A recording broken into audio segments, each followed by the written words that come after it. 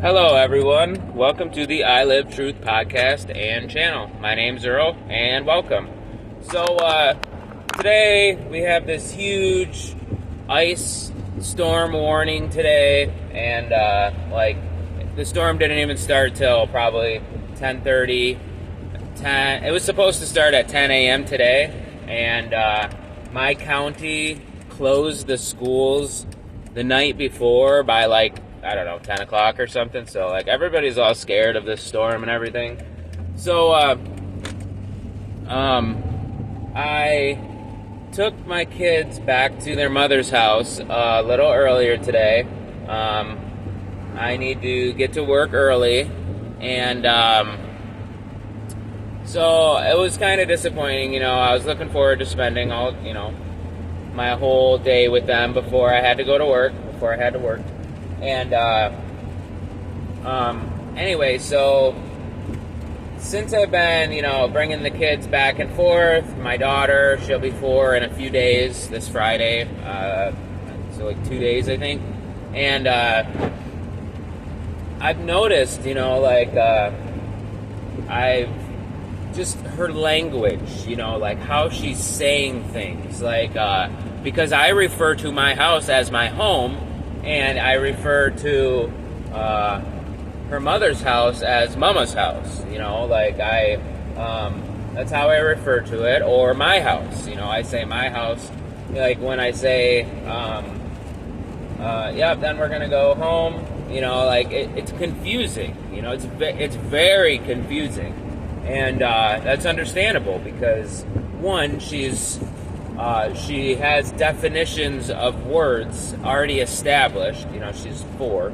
And now we're starting to change definitions, and we're starting to change her structure, her stability. It's gone now, basically, because her home has been completely changed. It's been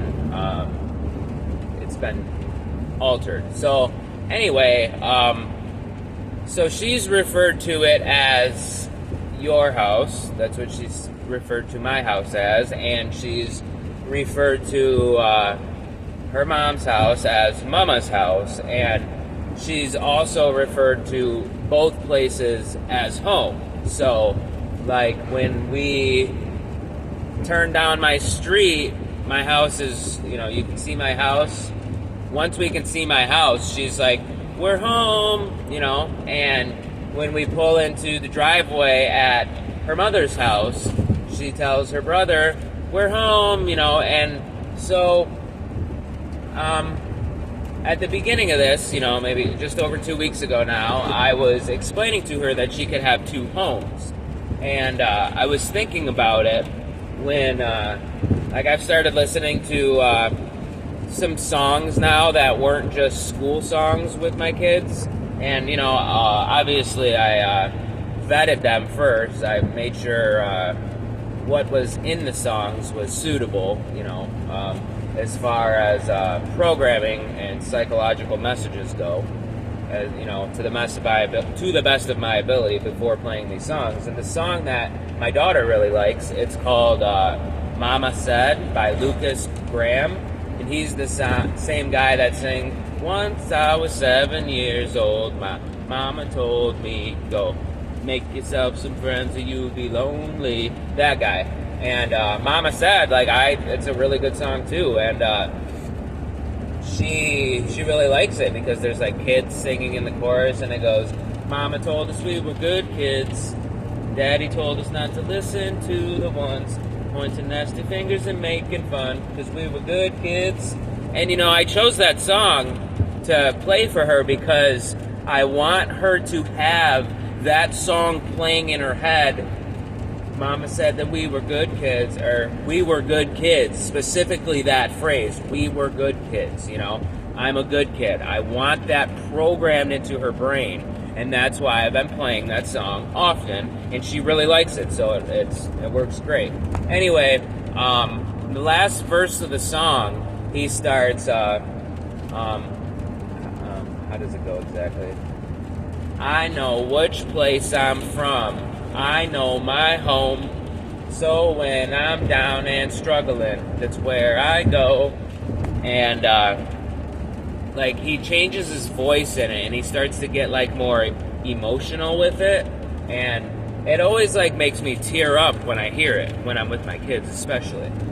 And it's confusing, and I don't think my kids, I don't even think my daughter's old enough to realize what it means, or realize the confliction it causes in her brain consciously. But so I was thinking about it, and I was thinking about the definition of home. So I never looked up the definition of home, the actual definition, and I thought, it was mostly a noun. I mean, I have heard it used as almost every type of word, a noun, an adjective, a verb, adverb, it's used very differently, many varying ways. So I looked it up as soon as I was done switching the car seats and dropping the kids off and I was about to go, because I thought it was a very interesting topic for a stream, and I really wanted to talk about it. So the noun definition is a place where one lives or something. An adjective would be like, they're talking about used to describe the place where someone lives. Also to describe where someone's from, like the home basketball team.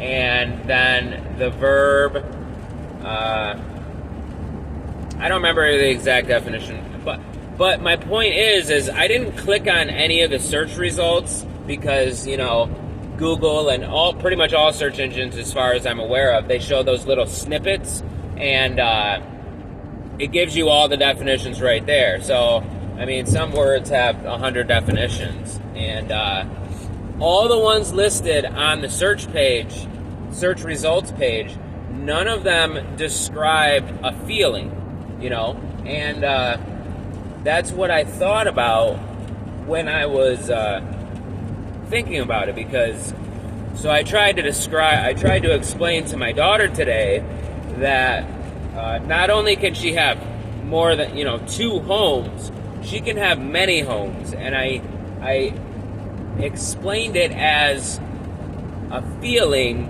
where she feels safe, where she feels safe, comfortable, and ultimately just safe.